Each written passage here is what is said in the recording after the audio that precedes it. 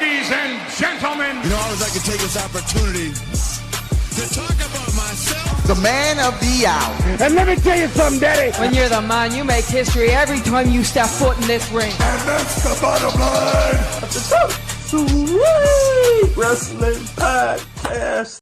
Ladies and gentlemen, welcome to episode 110 of the Sweet Wrestling Podcast. Yes, indeed, it has definitely been a while since I've done a podcast, so I'm ready to hop on into it. You can find me on Twitter at 2SweetPod. That's the number 2SweetPod, and at OMG Corey B.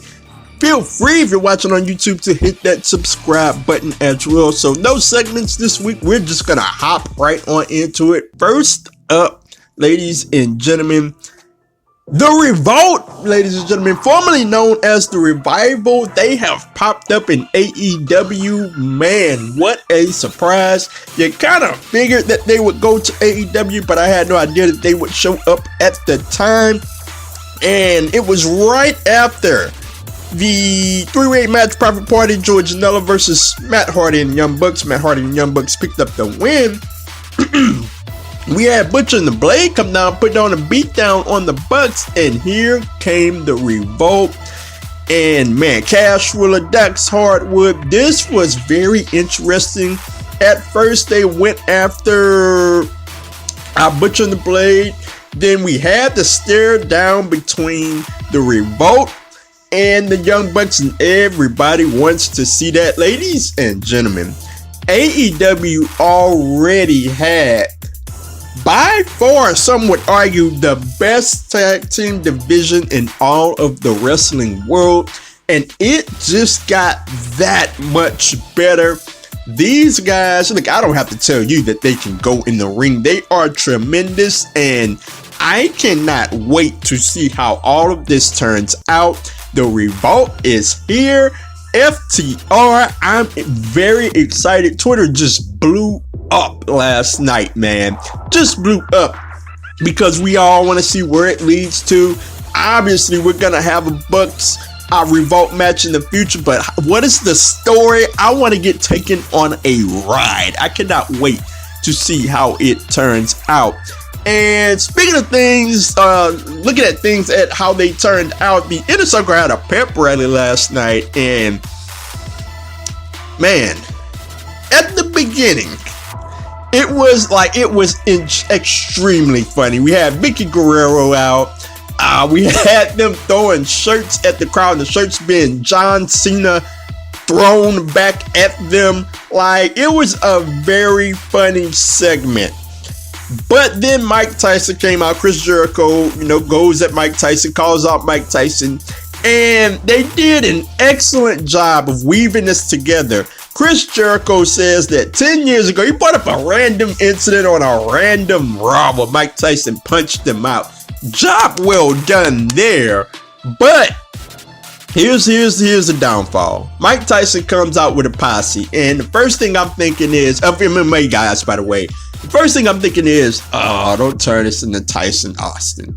Whatever you do, don't have them push each other and have a bunch of people come from backstage trying to get into it. And that's exactly what happened. First and foremost, I didn't like Mike Tyson. Like, it didn't seem like he was taking it seriously.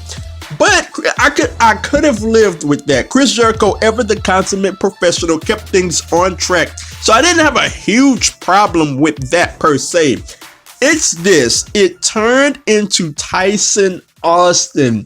They pushed each other.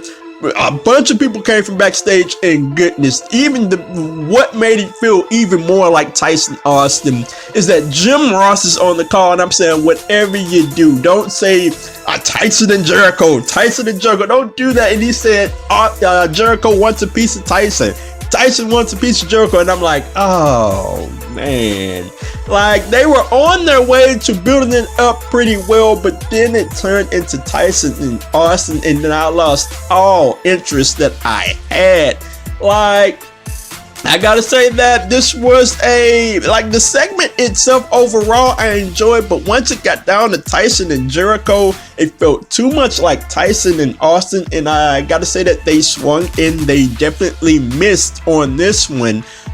in AEW, and I absolutely love AEW, but like it felt too much like Tyson and Austin when they could have just had Tyson come down there, get into it with Jericho, and if you want to just have the Elite make the save, then fine. Just have Tyson come down by himself. Do everything in your power for it not to feel like Tyson versus Austin. That's just my take on the situation. We'll get into more AEW highlights, we're going to get to some NXT as well toward the end of the show. But speaking of NXT, Charlotte freaking Flair. Every time I turn around, Charlotte freaking Flair is on WWE programming. Every time I turn around, man. And we're going to look at exactly why Charlotte Flair is on 3 different brands, why she is on Monday Night Raw and SmackDown. Clearly she's the champion and she's on NXT, and like, I don't know whose big idea was it for her to win the Women's Royal Rumble. It wasn't a good one because they got booked in the corner right then and there. Why she's on Monday Night Raw is this. Look, man, there was a point where I said the Raw Women's Division is done. And it came at that Elimination Chamber where Shayna Baszler just wrecked the entire Raw Women's Division. Right then and there, I said the division is done. Like, she just ran through everybody. And then, on top of it, what made that worse is that they had Shayna Baszler lose the match to Becky Lynch. So Shayna Baszler was done. And guess what? Now Becky Lynch is pregnant. She needs to take off as much time as she wants to. Congratulations to her. But where do you find yourself then? You find yourself with no one. Look at, I love Asuka. Asuka is my all-time favorite women's wrestler. But what had she done up until winning the Money in the Bank? Like, not much at all besides lose to Becky Lynch. So she has the championship. She's barely credible. And now, because WWE couldn't book the women's division right on Monday Night Raw, they have no confidence in it. What do? They call Charlotte freaking Flair. That's what they do. Charlotte Flair is some type of magic elixir. And looking at the SmackDown side of things, they did the same thing. Like, there are no credible challenges to Bayley outside of Sasha Banks. They have not built up that division very well. So what do? They call Charlotte Flair to get involved, the magic elixir. And now we have a situation to where Charlotte Flair is on 3 different brands. We're seeing her 3 times a week. And the biggest crime of it all is that it is very much taking away from the Charlotte Flair, Io Shirai, and Rhea Ripley match that we have coming up at NXT in your house. Like, I love the tag match that they had on NXT. Charlotte, Chelsea Green versus Io Shirai, Rhea Ripley. It was very well done. But when Charlotte is on all of these brands, man, like, it is taking away from the importance of the women's division in NXT. That's just my opinion. It devalues the title, and like, it further makes you not want to see Charlotte. Like, she doesn't have heel heat. She has please go away heat. Like, I see it every week. Like, I'm tired of Charlotte Flair. People are saying it, and this is the reason why, because they can't book the Raw Women's Division. They can't book the SmackDown Women's Division correctly. So they call in Charlotte freaking Flair. So I'm going to move on from that, man. Hopefully they get that together. Speaking of things that they got together, Apollo Crews. He is your new United States champion, and he had an excellent match with Andrade.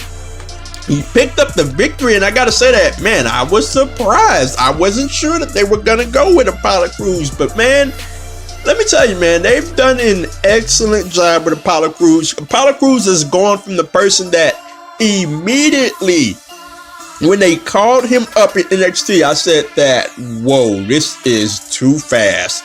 Because he had some developing to still do in NXT. And I always thought that it was too fast. And surely it was too fast. They didn't know what to do with him. And for the longest, they had him in these clown segments and had him smiling. And I'm like, dude, Apollo Crews is this big old dude. Why is he smiling? And they've done a good job. I gotta give them credit. All the way from the injury angle with Apollo Crews all the way up until now, I am very satisfied with the job that they have done. Does it mean that they're gonna take the mid-card title seriously? Look, I'm not buying in on that one, because if history shows correctly, it's gonna show that WWE doesn't care about either of the mid-card titles, and I'm worried about that. I'm very excited that a brother won a title, won a championship, because life as a black wrestling fan, you don't see too many brothers, you don't see too many sisters holding titles. So when you do see it happen, you get very excited, but I'm cautiously excited because I don't know when the other shoe is going to drop. Are we going to be sticking with Apollo Crews? I'm not sure. Is this just a token title run? We will find out eventually. So, ladies and gentlemen, we're going to move on from that and move on to some Impact Wrestling. They had a hell of a show last Tuesday night that I was very excited by. And speaking of things I was excited by, Deonna Purrazzo, she has signed on with Impact Wrestling, and man, this Knockouts women's division is arguably the deepest division in all of wrestling, not just women, just divisions, period. You could argue that the Knockouts are the deepest division, and they have so much talent, and Deonna just adds to that talent. She had a very exciting promo on Impact Wrestling, a video package, and I am very excited about this. She didn't have the greatest of times at NXT. They let her go, and you know what? NXT, their loss is Impact's gain, and I am very excited to see where she goes. I'm pretty sure Impact is going to use her very well inside of that division, so I am very excited to see how Deonna matches up. And like, man, the matches that could go on, Taya Valkyrie, Rosemary, like the list goes on and on of great matches that Jordan Grace, the list goes on and on of great matches that she can have in Impact Wrestling. So I'm very excited about that. Speaking of Impact Wrestling, we're gonna stick with it. And look, man, I'm just here to say this. Chris Bey for Impact X Division Champion. That's where I'm at, man. That's just where I'm at right now. Chris Bey, I like to say the now and the future of Impact Wrestling. We have Willie Mack as the X Division Champion right now, and I'm one to say that, you know what? Willie Mack just really got the title, so I'm always one to say that let somebody have a long reign and let them add value to the title, to a title that's already valuable, excuse me. But as it pertains to right now, I think that, you know what, it is Chris Bey's time. He had a pretty decent match with Cousin Jake on Impact Wrestling, picked up the win. And yes, ladies and gentlemen, I'm excited about this dude, because not only can he go in the ring, he has a character that is intriguing, and I think that he would make an outstanding X Division champion. And it is only a matter of time in my estimation. I'm very excited about this Chris Bey Willie Mack feud. Chris Bey put a mad beatdown on this dude a couple of weeks ago on Impact. It was a street beat down, man. Like, it wasn't even your typical wrestler comes down, he puts the boots to him, and he walks out of the ring. Nah, he beat the hell out of Willie Mack. I enjoyed it, and yes, man, Chris Bey for X Division champion. So we're gonna move on. Last Impact topic of the day. We got the #1 contendership championship tournament going on in Impact. And man, we had some surprises. Ace Austin moves on to the finals, and we had Trey Miguel, or just Trey, versus Michael Elgin. And I gotta say that once the match happened, I'm like, okay, Michael Elgin's gonna move on. That's gonna be that. What we got was one of the best matches, if not the best match of the entire wrestling week. And we had Sami Callihan getting involved here, and surprise, ladies and gentlemen, Trey picks up the victory. And you know what? I was one to say that Michael Elgin should have won this whole tournament. Michael Elgin should be winning the Impact Championship at some point. But you know what? I don't have a problem with this. This was one of the rare times in wrestling where a surprise just happens out of nowhere. And I don't have a problem with it, man. Sometimes wrestling surprises you, and Trey is an outstanding wrestler. There's already a story there with Trey and Ace Austin. They're gonna build on that, and you know what? I think Trey should be not only winning the tournament, but go all the way with the dude. Why not put the championship on him? Like, okay, I understand that. No, we have Tessa Blanchard as champion, and you know Tessa Blanchard is having issues with the as we have this whole pandemic going on. But I would like to see Trey as champion. Maybe that's exactly when Tessa Blanchard comes back, or maybe they have a rematch. I don't know, but I would like to see Impact go all the way with it. That is just my opinion. Trey is an outstanding worker. So I am very much, the Rascals are an outstanding trio in Impact Wrestling. So yes, I am all in on that one, Trey for champion. Moving on, we are going to move on to Matt Riddle. It is rumored that he may be making the jump to SmackDown, and he was on the bump, the WWE talk show, and he was talking noise to Baron Corbin, and outrightly, man, all I have to say is this: I do not see this going very well at all. Like, I am Wade Barrett. I've got some bad news. Like, Matt Riddle to SmackDown, look, with all my heart, I hope it goes well. The guy is extremely talented, has taken on to wrestling from MMA like a hand in a glove, man. And he's done an outstanding job in NXT. But for whatever reason, I just do not see this working out. I hope it does. I hope I'm sincerely wrong about that. But with the guy going at Goldberg every 5 minutes, like, I don't see that working out well backstage, and I just do not see this working out well. Like, I think he's just gonna be one of those guys that's just gonna be lounging on the roster. That's just my take on it. Not because of his talent, but I just don't see it going well here. I hope it all works out. So moving to a thing that is working out, Brian Cage, man, he made his debut at Double or Nothing, and man, this guy with Taz has a bright future in in All Elite Wrestling.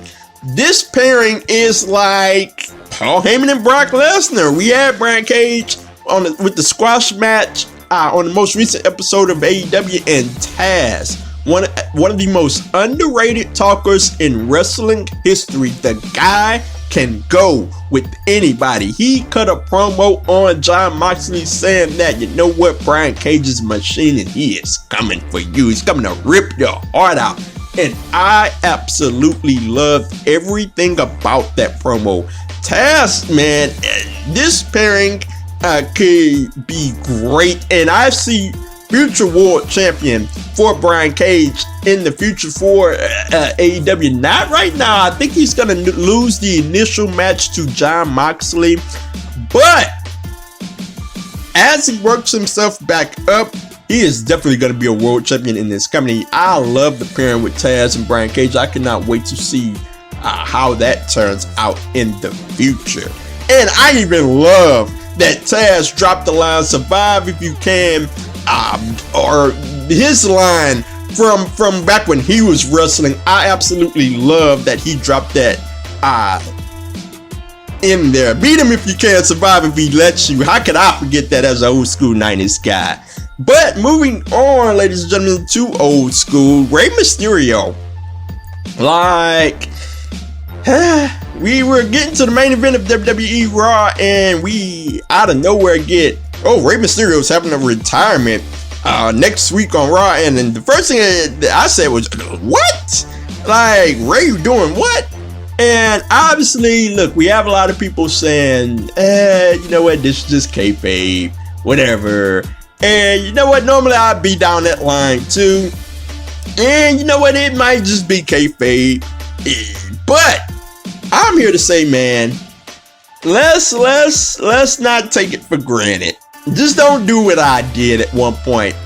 Like, going all the way back, years back, when Shawn Michaels and Undertaker, stick with me, I'm making a broader point here. Shawn Michaels and Undertaker had the Street versus Career match. First thing I said was, they just doing a rematch, and they need a stipulation. And I went with that. Shawn Michaels lost the match, and first thing I said was, he's just taking a break. And it didn't hit me that, Shawn Michaels is actually retired. It didn't hit me until the end of his speech, where he was kind of breaking down just a wee bit, and I'm like, oh, wait a minute, this dude is actually retiring. Hold on. So I don't want that to happen to anybody else here. Like, let's just take this seriously. Baby Ray really is retiring. Like, it has not been the greatest of runs with his recent WWE run. That's just my opinion. He's always on the business side of something. So let's just sit back and let's see how it turns out. Maybe they have an angle plan, maybe it's real, but let's just see how it turns out. So, looking at a couple of more highlights from NXT and AEW as we get to a close here.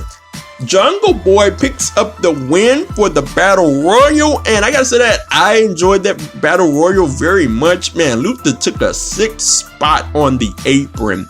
And I gotta say, we got to a point, and I thought that MJF was just gonna win this one easily. And I gotta say that I was very surprised that Jungle Boy picked up the victory. It is gonna be an outstanding matchup with Jungle Boy and Cody Rhodes. I cannot wait to see how it turns out. They said a future TV or a TNT title shot, so I don't know when it's going to be, but it is going to be an excellent matchup between those two.